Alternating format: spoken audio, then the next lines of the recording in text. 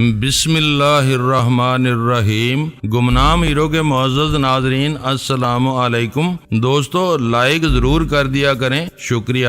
آئیے چلتے ہیں کہانی کی طرف۔ ویرا نے لمحہ بھر سوچنے کے بعد جواب دیا، یہ لوگ ابھی آئے ہوں گے، مجھے ان کی بھنک مل گئی تھی، اسی لیے میں تمہاری طرف آئی تھی۔ تمہیں زیادہ فکر مند ہونے کی ضرورت نہیں، یہ آئے تھے تو ایس ٹی ایف کے 2 آدمی بھی دن رات پوری مستعدی سے تمہارے فلیٹ کی حفاظت کر رہے ہیں۔ اس وقت وہ کہاں تھے؟ جہانگیر نے بے اعتباری سے پوچھا۔ ڈینی کی طرف سے تمہیں گھر میں محدود رہنے کی ہدایت ملی ہوئی تھی، وہ تمہارے گھر کی حفاظت پر مامور ہیں۔ ہو سکتا ہے کہ ان کے پاس کوئی سواری نہ ہو، ہم اچانک باہر نکلے تو وہ ہمارا ساتھ نہیں دے سکے۔ مجھے یقین ہے کہ انہوں نے اول خان کو ہم تینوں کی روانگی کی خبر ضرور دی ہوگی۔ ویرا نے اپنے ذہن پر ذرا سا زور دے کر ساری کڑیاں یکجا کر لیں۔ تمہیں خطرے کی خبر کہاں سے اور کیسے ملی تھی؟ تم نے آتے ہی اس بارے میں کیوں نہیں بتایا؟ ہو سکتا ہے کہ ہم باہر نکلنے کا ارادہ ہی نہ کرتے۔ میں تم دونوں کو بلا وجہ پریشان نہیں کرنا چاہتی تھی۔ اچھا ہوا کہ اب ہمیں صحیح حالات کا اندازہ ہو گیا۔ گھر میں بیٹھے رہتے تو ہمیں پتہ بھی نہیں چلتا کہ باہر کیا کھچڑی پک رہی ہے۔ تم کسی وقت باہر نکلتے اور بے خبری میں دھر لیے جاتے۔ سلمہ ہی گھر سے باہر کے سارے کام کاج کرتی ہے، ساری مصیبت اس کے سار آتی۔ جہانگیر نے فکر مندی کے ساتھ کہا، مجھے کچھ تو بتاؤ کہ یہ کس پارٹی کے آدمی تھے؟ یہ چارلی کے ساتھی تھے۔ وہ لوگ بار بار تم پر ہاتھ ڈالنے کی کوشش کر رہے ہیں اور ان کے پیچھے سوبراج کا ذہن کام کر رہا ہے۔ سوبراج؟ جہانگیر نے چونک کر دہرایا۔ آج کل کے اخبارات نت نئی خبروں سے بھرے ہوئے ہیں، کوئی سوچ بھی نہیں سکتا کہ وہ اندر سے اس قدر غلیظ اور قابل نفرت آدمی ہوگا۔ جہانگیر کی تسلی کے لیے جو کچھ بتانا ناگزیر تھا ویرا نے وہ بتا ڈالا۔ جہانگیر کے لیے باقیہ کہانی بے سود رہتی۔ تازہ ترین واقعے کے حوالے سے اس بارے میں باتیں کرتے ہوئے وہ گھر واپس پہنچ گئے۔ وہاں سب کچھ نارمل تھا، ایسی کوئی علامت نہیں تھی جس سے ظاہر ہو کہ ان لوگوں کی عدم موجودگی میں کسی نے گھر کی تلاشی لینے کی کوشش کی ہو۔ تینوں آرام سے بیٹھنے بھی نہیں پائے تھے کہ فون کی گھنٹی بجنے لگی۔ جب سے اول خان کے آدمیوں نے یہ خبر دی تھی کہ وہ تینوں گاڑی میں کہیں روانہ ہوئے ہیں اور سواری نہ ہونے کی وجہ سے ان کا پیچھا نہیں کیا جا سکا تھا، وہ بہت زیادہ مضطرب تھا۔ وہ یوں شرمندہ تھا جیسے ویرا کو اسی نے اکسا کر جہانگیر کے گھر بھیجا ہو۔ تقریباً پون گھنٹے بعد جب اسے ان تینوں کی واپسی کی اطلاع ملی تو اس کی جان میں جان آئی اور اس کے ہونٹوں پر خفیف سی مسکراہٹ تیر گئی۔ میں نے اندازے سے صرف اتنا توقف کیا کہ وہ تینوں اوپر پہنچ کر آرام سے بیٹھ جائیں، پھر میں نے جہانگیر کے گھر کا نمبر ملا لیا۔ میں نے تم کو گھر سے باہر نکلنے سے منع کیا ہوا تھا، تم کہاں گئے تھے؟ فون پر جہانگیر کی آواز سنتے ہی میں نے غصے سے پوچھا۔ ایک آدمی کے شکار پر گئے تھے، اس کے حلق میں کانٹا پھنسا کر لوٹ آئے۔ اس کی چہکتی ہوئی آواز آئی، یہ بتاؤ کہ تم کیوں مرچیں چبا رہے ہو؟ جہانگیر کے جواب اور لہجے کی خوش دلی سے یہ ظاہر ہو رہا تھا کہ گھر سے باہر نکل کر ان لوگوں نے کوئی قابل ذکر کامیابی حاصل کی تھی۔ معلوم ہوتا ہے کہ کوئی بڑا تیر مار کر آئے ہو، میں نے طنز سے کہا۔ تیر نہیں، ایک دشمن کو گولی مار کر آئے ہیں، پتہ نہیں سالہ زندہ ہے یا مر گیا۔ تمہاری دنیا جہان میں بڑے مراسم ہیں، ذرا کلفٹن تھانے سے پتہ کرو کہ وہ پکڑے گئے یا بچ نکلنے میں کامیاب ہو گئے۔ جہانگیر فخریہ لہجے میں بتا رہا تھا، ہم پولیس کار کا سائرن سن کر وہاں سے بھاگ نکلے تھے۔ میرے لیے اس کی فراہم کردہ اطلاعات اہم اور دلچسپ تھیں، لیکن میں نے خوشی کا اظہار کرنے کے بجائے خشک لہجے میں کہا، سیر سپاٹے سے ویرا کا دل بھر گیا ہو تو اسے واپس بھیج دو، بلا وجہ اس پر آنکھیں نہ نکالنا۔ میری اور سلمہ کی فرمائش پر وہ ہمارے ساتھ باہر گئی تھی، وہ کچھ دیر میں واپس پہنچ جائے گی۔ میں نے فون بند کر دیا۔ میں اسے یہ احساس دلانا چاہتا تھا کہ میری واضح ہدایت سے اس کا کھلا انحراف مجھے ذرا بھی پسند نہیں آیا تھا۔ اول خان کے لیے بھی وہ تفصیل بہت دلچسپ ثابت ہوئی۔ اس نے فوری طور پر پولیس ہیڈ آفس میں اپنے کسی شناسا سے رابطہ کیا اور وہاں سے یہ تصدیق ہو گئی کہ درخشاں تھانے کی حدود میں فائرنگ کے تبادلے کے بعد ایک شخص کو زخمی حالت میں پکڑ لیا گیا تھا، جو اپنی سیاہ شراڑ کار میں ایک تازہ لاش لے کر فرار ہونے کی کوشش کر رہا تھا۔ زخمی کی حالت خاصی نازک تھی، اس کے زندہ بچنے کی زیادہ امید نہیں تھی۔ اب ویرا فخر کے ساتھ سینہ تان کر آئے گی کہ اس का اندیشہ درست ثابت ہوا۔ صوبراج کے آدمی حیرت ناک رت کے ساتھ وہاں پہنچے ہوئے تھے۔ سلطان شاہ نے کہا، ویرا وہاں نہ جاتی تو وہ دونوں میاں بیوی باہر نکلنے کے بارے میں سوچ بھی نہیں سکتے تھے، دشمن عمارت میں گھس سکتے تھے۔ میں نے جواب دیا، وہاں کچھ بھی نہیں ہوتا، رات سکھ چین سے گزر جاتی، اس میں فخر کی کوئی بات نہیں ہے۔ تم ٹھیک تجزیہ کر رہے ہو، لیکن یہ باتیں ویرا کے منہ پر نہ کہہ دینا۔ اول خان نے ٹہلتے ہوئے مشورہ دیا، اس کا دل ٹوٹ جائے گا، وہ ہماری اسی ڈھیل کے نتیجے میں بے لگام ہوئی ہے۔ میں دیکھوں گا کہ اس کی واپسی پر کیا رویہ مناسب رہے گا۔ میں نے اسے گول مول جواب دے کر ٹال دیا۔ ویرا کی خیریت کی اطلاع مل جانے کے بعد اول خان رخصت ہو گیا۔ اس نے ویرا کے بارے میں مجھ سے کوئی اصرار نہیں کیا۔ تم نے غلطی کی۔ کچھ دیر کی بوجھل خاموشی کے بعد سلطان شاہ نے مجھ سے کہا، جہانگیر کے گھر فون کیا تھا تو تم کو ویرا سے بھی بات کر لینی چاہیے تھی، کیوں؟ اس میں غلطی کی کیا بات ہے؟ غزالہ نے رکھائی سے پوچھا۔ وہ حساس اور ضدی عورت ہے، ابھی تک ہم میں سے کسی نے اس سے بات نہیں کی۔ ہمارے اس رویے کو وہ حد تک امیز سمجھ کر آج کی رات وہیں گزار سکتی ہے۔ وہ جو کچھ بھی سمجھے یہ اس کا فعل ہوگا۔ تم اس خیال کو اپنے ذہن سے جھٹک دو کہ وہ رات جہانگیر کے گھر بسر کر لے گی۔ اس معاملے میں سلمہ بہت چالاک ہے، وہ اپنی چھت کے نیچے کسی دوسری عورت کو رات بسر نہیں کرنے دے گی۔ ویرا نے رکنا چاہا، تب بھی وہ کسی نہ کسی ہیلے بہانے سے اسے وہاں سے ٹال دے گی۔ میں نے اسے اپنی بے لاگ رائے سے آگاہ کر دیا۔ دیکھتے ہیں، اگر وہ جہانگیر کی بات مان لیتی ہے تو اسے 1 آدھ گھنٹے میں گھر لوٹ آنا چاہیے۔ اور یہی ہوا۔ 1 گھنٹہ گزرنے سے پہلے ویرا واپس آ گئی۔ وہ بہت خوش اور پر اعتماد تھی۔ آتے ہی اس سے گلے شکوے کیے گئے اور اس نے صاف کہہ دیا کہ گھر سے جاتے ہوئے اس کے دل میں کسی کے خلاف کوئی بات نہیں تھی۔ اس نے محسوس کیا کہ دوسروں میں سے کوئی اس کا ہم خیال نہیں ہے، تو اس نے اپنے دل کی آواز پر خاموشی سے اپنا فرض ادا کرنے کا فیصلہ کیا اور گھر سے نکل گئی۔ میں اس دوران میں خاموش رہا تھا۔ ان تینوں کا جوش و خروش ٹھنڈا ہوا تو میں نے پوچھا، تم نے انہیں اپنی آمد کا کیا سبب بتایا تھا؟ پہلے تو کچھ نہیں بتایا۔ تعاقب کا سلسلہ دراز ہونے پر ان دونوں کو ہوشیار کرنا ضروری تھا۔ میں نے بتا دیا کہ انہیں پھر کسی دشمن کی طرف سے خطرہ ہے اور تم نے ہم تینوں کے خلاف خوب زہر اگلا ہوگا۔ سلطان شاہ بولا، میں نے کسی کے بارے میں کچھ نہیں کہا، نہ انہوں نے کچھ خریدنے کی کوشش کی۔ وہ دونوں اپنے خود ساختہ مسائل میں اس بری طرح گرے ہوئے ہیں کہ انہیں کسی اور بات کا ہوش نہیں ہے۔ سلمہ کو ذرا سا تجسس تھا کہ میں خلاف معمول تنہا وہاں کیسے پہنچ گئی۔ ذرا تفصیل سے بتاؤ کہ واقعات کیسے رونما ہوئے؟ غزالہ نے مطالبہ کیا۔ ویرا نے سگریٹ سلگائی، 2 گہرے کاش لیے اور اپنی کہانی چھیڑ دی۔ ویرا نے جو حرکت کی تھی اس کے بارے میں میری طے شدہ رائے تھی کہ وہ قطعی ناپسندیدہ تھی۔ ویرا کو بھول کر بھی وہ قدم نہیں اٹھانا چاہیے تھا، لیکن ان واقعات کے نتیجے میں سامنے آنے والے واقعات میرے لیے حیران کن تھے۔ صوبراج کے دھمکی امیز پیغام کے بعد ویرا نے جہانگیر کے گھر پہنچنے میں زیادہ وقت نہیں لیا تھا، لیکن اتنی قلیل سی مدت میں صوبراج کے 2 خطرناک آدمی جہانگیر کے گھر کے قریب پہنچ گئے تھے۔ صوبراج رسوا ہو چکا تھا، زخمی تھا، روپوش تھا، اس کے باوجود وہ بہت طاقتور تھا۔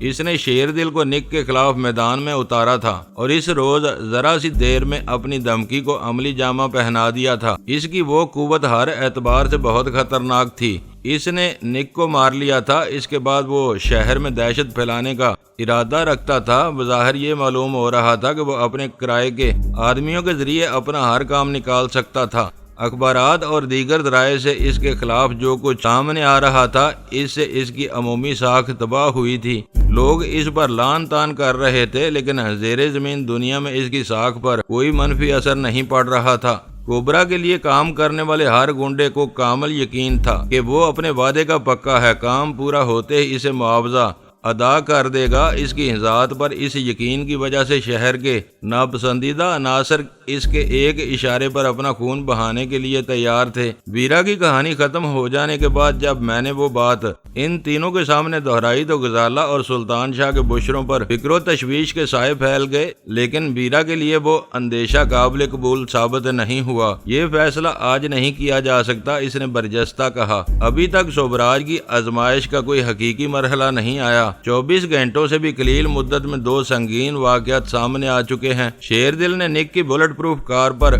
بے آواز فائر کیے اور ابھی تم کالی شراڑ میں آنے والوں کا قصہ سنا رہی تھی۔ کیا یہ دونوں واقعات اس کی طاقت کے مظہر نہیں ہیں؟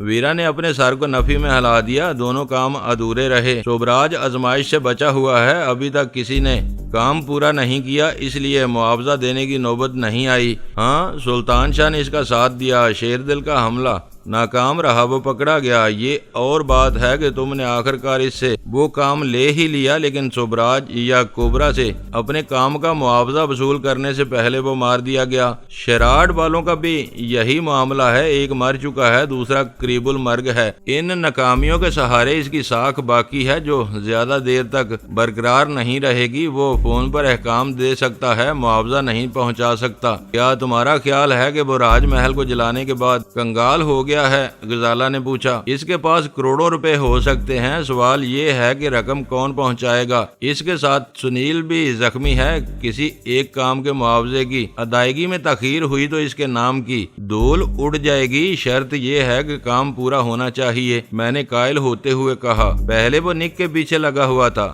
اس کے بعد اب اس نے جہانگیر کو تاکا ہے۔ اس کا مطلب تو یہ ہوا کہ جب تک جہانگیر کو کوئی واضح نقصان نہیں پہنچ جاتا، شوبراج کے برم کی آزمائش کی نوبت نہیں آئے گی۔ غزالہ نے سوچتے ہوئے پوچھا۔ اس لمحے کی صورتحال یہی بتا رہی ہے۔ دعا کرو کہ آج کی ناکامیوں کے بعد وہ کسی کو کوئی اور کام بھی سونپ دے، یہ میری ایماندارانہ رائے تھی۔ دیر تک باتیں ہوتی رہیں۔ ویرا کے اچانک چلے جانے سے جو کشیدگی پیدا ہوئی تھی وہ مزید کسی بدمزگی میں تبدیل نہیں ہوئی۔ کھلے دل سے ہر بات صاف ہو گئی تھی۔ رات گئے سب ایک دوسرے سے رخصت ہو کر اپنے اپنے کمرے میں چلے گئے۔ اگلی صبح میری آنکھ جلدی کھل گئی۔ شاید اس کا سبب یہ رہا ہو کہ شعوری اور لاشعوری طور پر مجھے شوبراج کے اطراف کا انتظار تھا۔ میں بستر چھوڑ کر اپنے کمرے سے باہر نکلا تو ڈائننگ ٹیبل پر ربر بینڈ میں لپٹے ہوئے تازہ اردو اور انگریزی اخبارات رکھے ہوئے تھے۔ میں نے وہیں کھڑے کھڑے ربر بینڈ اتار کر اخبار کھول لیے۔ اردو اخبار کے پہلے صفحے پر شہ سرخی کے نیچے 4 کالم کی ذیلی سرخی میں FBI اور شوبراج کی ہولناک مخاصمت کی خبر نمایاں تھی۔ اخبار محتاط تھا، اس لیے اس نے تیسری اور قدرے باریک سطر میں شوبراج کا یہ دعویٰ نقل کیا تھا کہ نیک ہاروے سے میں نے بے وفائی کا بدلہ لے لیا۔ وہ سب اس قدر سنسنی خیز تھا کہ میں نے منہ ہاتھ دھوئے بغیر وہیں کرسی سنبھال لی۔ شوبراج نے بالکل وہی کیا تھا جو اس نے مجھ سے کہا تھا۔ اس نے اخبار کے دفتر فون کر کے اپنی اس خواہش کا اظہار کیا تھا کہ وہ اخبار کے پہلے صفحے پر اپنی طرف سے ایک جعلی اشتہار چھپوانا چاہتا تھا۔ اشتہار کا معاوضہ نقد ادا کرنے کی پیشکش کی گئی تھی۔ کئی دن سے شوبراج کا نام اخباروں کی زینت بن رہا تھا۔ اس کے سیاہ کارناموں پر سے ایک ایک کر کے پردہ اٹھ رہا تھا۔ ہر باخبر حلقے میں اس کا نام موضوع سخن بنا ہوا تھا۔ جو ہی متعلقہ شخص کے استفسار پر شوبراج نے اپنا نام بتایا، اخبار کے دفتر میں کھلبلی مچ گئی۔ وہ ماضی کا ایک بہت بڑا سیاسی نام تھا، مگر اس وقت ایک رپوش ملزم تھا جس کی گرفتاری کے وارنٹ نکلے ہوئے تھے۔ اس شخص نے وہ کال فوری طور پر اپنے چیف رپورٹر کو منتقل کر دی۔ اشتہارات ہر اخبار کی آمدنی کا بڑا ذریعہ ہوتے ہیں اور پہلے صفحے کے قیمتی اشتہارات کو ترجیحی حیثیت دی جاتی ہے۔ وہ چیف رپورٹر شوبراج کا شناسہ تھا۔ مزاج پرسی کے بعد اس نے اشتہار چھاپنے کے لیے اپنی آمادگی ظاہر کرتے ہوئے قدرے مکاری سے کام لیا اور شوبراج سے جاننا چاہا کہ وہ اس سے کہاں مل کر اشتہار کا متن اور رقم لے سکے گا۔ شوبراج نے اس سے ملنے سے صاف انکار کر دیا اور اپنے مجوزہ اشتہار کا متن پڑھ کر سنانا شروع کر دیا۔ اس میں FBI کے خلاف زہر اگلا گیا تھا اور یہ دعویٰ کیا گیا تھا کہ برسوں کی خدمات کے صلے میں ہاروے نے اسے FBI کا غدار قرار دے کر اس سے بے وفائی کی تھی، جس کے بعد عبرتناک موت نک کا مقدر بن کر رہ گئی تھی کیونکہ اس نے شوبراج کو واجب القتل قرار دیا تھا۔ اس نے FBI کے شفاقانہ فیصلے کو قبول کرنے کے بجائے روپوشی اختیار کر لی تھی، کیونکہ پاکستان آتے ہی اسے مارنے کی کوششوں کا سلسلہ شروع ہو گیا تھا۔ FBI والے اس کی گھات میں تھے۔ وہ نک کی تاک میں لگا رہا اور آخر کار اس نے اپنے ایک جانثار کے ذریعے نک کو اسی کے فلیٹ میں جہنم واصل کر دیا۔ اخباری متن میں اس اشتہار کا سارا مواد شامل نہیں کیا گیا تھا، مگر خبر تفصیل سے بنائی گئی تھی۔ اس میں شوبراج کا یہ دعویٰ بھی شامل تھا کہ وہ FBI کی تاریخ کا پہلا واقعہ تھا جس میں غدار قرار دیے جانے والے شخص نے ان سے بھرپور انتقام لیا تھا۔ متن سننے کے بعد چیف رپورٹر نے اسے اشتہار کی حساس نوعیت کی بنا پر اشاعت سے اپنی معذوری ظاہر کی تو سوبراج نے دھمکی دی کہ صبح کے اخبار میں وہ سب نہ چھاپا گیا تو وہ نک کی طرح اخبار کے مالک کو بھی موت کے گھاٹ اتار دے گا۔ چیف رپورٹر کو یقین تھا کہ فون کرنے والا سوبراج ہی تھا۔ اخبار کے مالک کی موت کی دھمکی سے قطع نظر وہ ایک بہت بڑی اور ہولناک خبر تھی۔ مجلس ادارت کے تجربے کار اراکین نے طویل مشاورت کے بعد رات گئے اس خبر کو شامل اشاعت کرنے کا فیصلہ کر لیا۔ اس خبر میں نمائندہ کی بھاگ دوڑ کا نچوڑ بھی شامل تھا، جس میں بہت سی باتیں پہلی مرتبہ منظر عام پر لائی گئی تھیں۔ مجھے خوشی تھی کہ سوبراج کا وہ اعتراف منظر عام پر آ جانے کے بعد میرے خلاف کوئی بڑا محاذ کھلنے کے امکانات معدوم ہو گئے تھے۔ پہلے ہی صفحے کی دوسری خبر کفیل کے بارے میں تھی۔ وہ نک کو قتل کرنے کے بعد رابن ہائٹس کے 7ویں فلیٹ سے رنگے ہاتھوں پکڑا گیا تھا۔ نک کے قتل کا معاملہ بہت سنگین اور نازک تھا، اس لیے کفیل کی حالت کو نظر انداز کر کے اسے طاقتور انجیکشن دیے گئے، جن کے نتیجے میں وہ اپنی تکلیف کو بھول کر بیان دینے کے قابل ہو گیا تھا۔ اس نے بتایا کہ وہ خطیر معاوضے پر شیر دل کے لیے کام کرتا تھا۔ اس کے اعماء پر اس نے رابن ہائٹس پہنچ کر وہاں موجود دونوں سفید فاموں کو ہلاک کرنے کے لیے بے آواز فائرنگ کی تھی۔ شیر دل کی پشت پر کون تھا، وہ اس راز سے بے خبر تھا۔ کفیل کی تان شیر دل پر آ کر ٹوٹ گئی تھی، لیکن اخبار کے کرائم رپورٹر نے شہر کی زیر زمین دنیا کے سربراہ آوردہ لوگوں سے مراسم کی بنا پر سراغ لگا لیا تھا کہ شیر دل کافی عرصے سے کوبرا نامی کسی نامعلوم شخص کے لیے کام کر رہا تھا، جبکہ پچھلے چند روز میں سامنے آنے والے انکشافات کی روشنی میں وہ سوبراج کا ایک بحروب تھا۔ وہاں تک سب کچھ ٹھیک تھا، اس سے آگے گڑبڑ ہو گئی تھی۔ شیر دل کی لاش کو سرکاری اسپتال کے روٹین کے مطابق مردہ خانے میں ڈال دیا گیا تھا، لیکن جب کفیل کا بیان سامنے آیا تو شیر دل کا نام یکا یک اہمیت اختیار کر گیا۔ اس کی لاش کی حالت سے ظاہر ہو رہا تھا کہ وہ زہر کا شکار ہوا تھا۔ پھر بھی ہنگامی طور پر اس کا رسمی پوسٹ مارٹم کیا گیا اور پولیس سرجن نے اس کی گردن کے ایک ننھے سے سوراخ کے ذریعے ایک مہلک زہر کے اترنے کی تصدیق کر دی۔ امریکی سفارتی عہدیداروں کا خیال تھا کہ شیر دل کی موت کا طریقہ اس گتھی کی کلید تھی۔ وہ ڈینی کا مخصوص طریقہ تھا۔ اس نے شیر دل کو صرف اس لیے راستے سے ہٹا دیا کہ وہ نک کے اصل قاتل کی نشاندہی کر سکتا تھا۔ ان لوگوں کا موقف تھا کہ سارا کیا درا ڈینی کا تھا۔ سرکاری صفوں میں موجود اس کے ہمدرد اسے بچانے کے لیے سارا ملبہ سوبراج پر گرا رہے تھے، جو روپوش تھا، سامنے آ کر اپنا دفاع کرنے کی پوزیشن میں نہیں رہا تھا۔ وہ سوبراج کے دعوے کو کوئی وقت دینے کے لیے تیار نہیں تھے۔ ان کا خیال تھا کہ کسی ماہر صداکار نے فون پر اخبار کے چیف رپورٹر کو کامیابی سے دھوکہ دیا تھا۔ سوبراج ہر طرف سے اس بری طرح عطاب میں آیا ہوا تھا کہ اپنے بچاؤ کے سوا کچھ کرنے کی پوزیشن میں نہیں تھا۔ اخبار کا چیف رپورٹر بہت گاگ تھا۔ اس نے مسئلے کی نوعیت کا بروقت اندازہ کر کے سوبراج سے ہونے والی گفتگو ریکارڈ کر لی تھی۔ امریکی سفارتی موقف کے جواب میں اس نے قارئین کو بتا دیا تھا کہ مناسب وقت آنے پر وہ ریکارڈ کی ہوئی ساری گفتگو کسی بھی با اختیار فورم کے سامنے پیش کر دے گا۔ وہ تفصیل پڑھ کر مجھے اطمینان ہوا کہ اخبار کے چیف رپورٹر نے غیر ارادی طور پر میرے ایک حلیف یا مددگار کی پوزیشن لے لی تھی۔ اس گفتگو کی اصلیت ثابت ہوتے ہی مجھ پر عائد کیا جانے والا قتل کا الزام باطل ثابت ہو جاتا۔ وہ پریس اور امریکی سفارتکاروں کی ایک قانونی لڑائی ہوتی جس کا نتیجہ 100% میرے حق میں نکلنا تھا۔ اس میں دیر ہو سکتی تھی، تبدیلی نہیں ہو سکتی تھی۔ وہ حالات کی عجیب ستم ظریفی تھی کہ امریکی دوسروں سے مار کھا کر بھی میرے نام کا شور مچا رہے تھے اور ہر قسم کی بے بنیاد الزام تراشی پر اتر آئے تھے۔ ایک خبر اس جونیئر سفارتکار کی تھی جس نے مشتعل ہو کر آغا خان اسپتال میں ہوم سیکرٹری کا گریبان پکڑ کر فحش گالیاں بکنی شروع کر دی تھیں۔ اس شرمناک واقعے کے متعدد چشمدید گواہ موجود تھے، اسے جٹلانا ممکن نہیں تھا۔ اس لیے امریکیوں نے ہوم سیکرٹری کی اشک شوئی کے طور پر اس افسر کو ملازمت سے معطل کر کے فوری طور پر امریکہ واپس بھیجنے کا فیصلہ کیا تھا۔ ہمارا پچھلا دن بہت مصروف گزرا تھا۔ اس رعایت سے اخبار بھی بڑی بڑی خبروں سے بھرا ہوا تھا۔ تھا، ہر شعبے کے لوگوں کی طرف سے شوبراج کی مذمت میں بیانات آ رہے تھے۔ سیاسی پارٹی نے اس کی بنیادی رکنیت منسوخ کر دی تھی۔ معزز ہندو کھل کر اس پر لعنت ملامت کر رہے تھے۔ میں نے اخبار کا پہلا اور آخری صفحہ پوری طرح چاٹ ڈالا، لیکن مجھے کالی شراٹ کا کہیں ذکر نظر نہیں آیا۔ مجھے شبہ ہوا کہ وہ خبر دوسری اہم خبروں کی وجہ سے کہیں دبی رہ گئی ہے۔ جب میں نے پہلا ورق موڑ کر مقامی صفحے پر نظر ڈالی تو مجھے وہ آخری خبر بھی نظر آ گئی۔ وہ ایسا الگ تھلگ واقعہ تھا کہ کوئی بھی اسے شوبراج کی ذات سے منسوب کرنے میں کامیاب نہیں ہو سکا تھا۔ اسے ایک بڑے مقامی واقعے کا درجہ دیا گیا تھا۔ خبر میں اس واقعے کا کوئی سر پیر نہیں تھا، بس یہ بتایا گیا تھا کہ درخشاں سے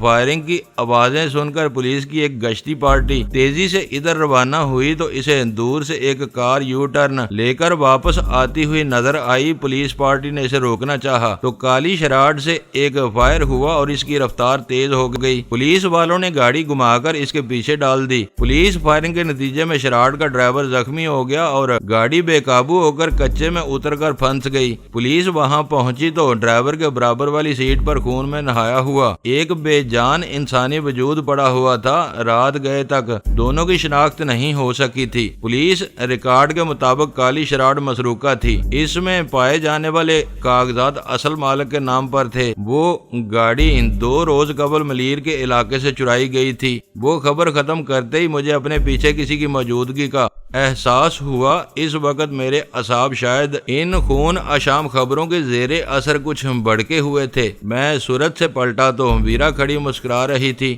گڈ، تو تم میری بنائی ہوئی خبر پڑھ رہے تھے؟ اس نے ہنس کر پوچھا۔ پولیس مقابلے میں زخمی ہونے والے کا اب کیا حال ہے؟ گولی اس کی گردن میں لگی ہے، اب تک بے ہوش ہے۔ دوسرا واقعی مر گیا۔ مجھے حیرت ہے کہ جہانگیر کثرت سے شراب نوشی کے باوجود صحیح نشانے لے کر گولی چلا سکتا ہے۔ وہ میرے ساتھ تھا۔ یہ پارٹی لیڈر مضبوط ہو تو کبوتر بھی عقاب سے لڑ پڑتا ہے۔ جہانگیر تو پھر پرانا پاپی ہے، اسے ماضی یاد آ گیا ہوگا۔ کیا تم میرے اوپر کسی قسم کا طنز کرنے کی کوشش کر رہی ہو؟ ہرگز نہیں، اس نے جلدی سے جواب دیا۔ میں صرف یہ بتا رہی تھی کہ میں بھی خراب ٹیم لیڈر نہیں ہوں۔ جہانگیر حوصلے سے کام نہ لیتا تو ہمارے لیے شاید بھاگنا بھی دشوار ہو جاتا۔ میں نے اس وقت تک ہاتھ منہ نہیں دھویا تھا۔ ویرا تازہ دم نظر آ رہی تھی۔ میں اس کے سراپا پر ایک نگاہ ڈال کر اپنے کمرے کی طرف ہو لیا اور اس نے اخبار اٹھا لیا۔ غزالہ بیدار ہو چکی تھی اور غسل خانے میں منہ دھو رہی تھی۔ وہ نکلی تو میں غسل خانے میں گھس گیا۔ میں دیکھ چکا تھا کہ اس وقت تک کچن میں کسی قسم کی سرگرمی کے کوئی آثار نہیں تھے، اس لیے میں دیر تک نیم گرم پانی سے نہاتا رہا۔ میں لباس وغیرہ تبدیل کر کے اپنے کمرے سے دوبارہ باہر نکلا تو کچن آباد ہو چکا تھا اور میز پر ناشتے کی تیاری ہو رہی تھی۔ شوبراج کا واقعی دماغ الٹ چکا ہے، ویرا نے مجھے دیکھتے ہی اطلاع دی۔ میرا خیال تھا کہ اس نے اعترافی اشتہار والی خبر صرف اردو اخبار میں آئی ہوگی کیونکہ وہی زیادہ پڑھا جاتا ہے، مگر وہ خاصے اختصار کے ساتھ انگریزی اخبار میں بھی موجود ہے۔ اس کا کسی انگریزی اخبار سے رابطہ کرنا ضروری تھا۔ میں نے اپنے مخصوص کرسی سنبھالتے ہوئے کہا، اس کا اصل پیغام FBI والوں کے لیے ہے اور وہ صرف انگریزی پڑھ سکتے ہیں۔ اردو کا ترجمہ شاید ان کے لیے اتنا مؤثر نہ ہوتا۔ تھوڑی دیر بعد میں سلطان شاہ بھی ہمارے ساتھ شامل ہو گیا۔ سب اس بات پر مسرور تھے کہ اخبارات سے شوبراج کے براہ راست رابطے کے نتیجے میں بازی بہت تیزی کے ساتھ ان کے ہاتھ سے نکلتی ہوئی نظر آ رہی تھی۔ شوبراج کی کھلی کھلی باتیں ہر ایک کے لیے چشم کشا تھیں۔ ان سے ثابت ہو رہا تھا کہ امریکی ایجنسیاں دنیا بھر میں صرف تنخواہ دار مقامیوں سے کام نہیں لیتی بلکہ بڑے بڑے نام نہاد لیڈروں کو بھی ان کی کمزوریوں کی بنا پر بے رحمی سے اپنے مقاصد کے لیے استعمال کرتی ہیں۔ اس بدنامی اور روح سیاہی کا ایک لازمی نتیجہ یہ نکلتا ہوا نظر آ رہا تھا کہ ان کی میرے خلاف چلائی ہوئی مہم کا زور بھی ٹوٹ جائے گا۔ انہوں نے شوبراج کے تاریخی اعتراف کو فراڈ کہہ کر مسترد کر دیا تھا اور اصرار کیا تھا کہ شیر دل کی موت زہر سے ہونے کے سبب ساری ذمہ داری میری تھی۔ وہ ایک مضحکہ خیز بیان تھا جو ان کی بخلاہٹ کا مظہر تھا۔ ساری تفصیلات پڑھ کر ایک عام آدمی بھی یہ آزادانہ رائے قائم کر سکتا تھا۔ وہ امریکی ایجنسی اور شوبراج کی لڑائی تھی جس میں مجھے زبردستی ملوث کرنے کی کوشش کی جا رہی تھی۔ مجھے حیرت تھی کہ اخبار والوں نے شیر دل کی موت کے سبب پر زیادہ دھیان نہیں دیا تھا اور نہ ہی اس کڑی کو تلاش کرنے کی کوشش کی تھی جس سے یہ پتا چلتا کہ اگر شیر دل سوبراج کا آدمی تھا تو وہ ڈینی کا نشانہ کیسے بنا۔ اس نقطے پر خلوص نیت اور محنت کے ساتھ کام کیا جاتا تو ایک ہی نتیجہ سامنے آتا کہ ڈینی نے سوبراج کی دشمنی میں شیر دل کو مار دیا۔ مجھے خلش تھی کہ وہ نقطہ ادھورا چھوڑ دیا گیا تھا۔ سوبراج کے سر پر نک سوار تھا، اس نے بھی شیر دل کے بارے میں اپنے دل کی بڑاس نکالنے کی کوشش نہیں کی تھی، ورنہ یہ سارا مسئلہ وہی حل کر دیتا۔ سوبراج قانون سے چھپتا پھر رہا تھا، میں اپنے قانون کے سائے میں امریکیوں سے چھپا ہوا تھا۔ اس نے اخبارات سے رابطہ کر کے مجھے ایک نئی راہ دکھائی تھی۔ اس وقت تک امریکی میرے بارے میں دل کھول کر زہر اگل رہے تھے، حقائق صرف چند گنے چنے لوگوں کو معلوم تھے، وہ باتیں رائے عامہ کی نظروں سے اوجھل تھیں۔ میں سوبراج کی تقلید میں اخبارات سے براہ راست رابطہ کر کے امریکیوں کے نفرت انگیز پروپیگنڈے کا مؤثر سدباب کر سکتا تھا۔ میں نے وہ نقطہ اپنے ذہن میں محفوظ کر لیا، اس کے استعمال کا وقت نہیں آیا تھا، لیکن ضرورت پڑنے پر میں پوری بے خوفی سے وہ طریقہ اپنا سکتا تھا۔ اس سے صرف ایک ہی نقصان ہو سکتا تھا کہ میرے دشمنوں کو شہر میں میری موجودگی کا علم ہو جاتا، اس سے کوئی خاص فرق نہیں پڑتا تھا۔ وہ لوگ ویسے بھی کسی تردید کو تسلیم کرنے کے لیے آمادہ نہیں تھے۔ ان کو یقین تھا کہ مجھے پاکستانی ایجنسیوں نے کراچی میں کہیں چھپایا ہوا ہے۔ 9 بجے میرے موبائل فون کی گھنٹی بجی تو میرے ذہن میں جلال اور اول خان کا خیال آیا۔ میں نے بٹن دبا کر کال وصول کی تو میرے کانوں میں ایک نامانوس غیر ملکی آواز آئی اور میں چونک پڑا۔ اس نے ہائے کہہ کر قدرے توقف کے بعد اپنی بات جاری رکھی، کیا تم کرنل داور بول رہے ہو؟ ہاں، میں تمہاری آواز نہیں پہچان سکا، میں نے ذہن پر زور دیتے ہوئے کہا۔ میں گیری بول رہا ہوں، گیری ہارٹ۔ اوہ، مجھے افسوس ہے کہ گیری آج نک ہم میں نہیں رہا۔ مجھے افسوس سے بڑھ کر صدمہ ہے، شاید اس کے مقدر کی خرابی اسے پاکستان لے کر آئی تھی۔ وہ زندہ رہتا تو آج یہاں سے چلا گیا ہوتا۔ اس کی آواز سے غم و غصہ جھلک رہا تھا۔ سوبراج کی اس حرکت نے مجھے حیران کر دیا ہے۔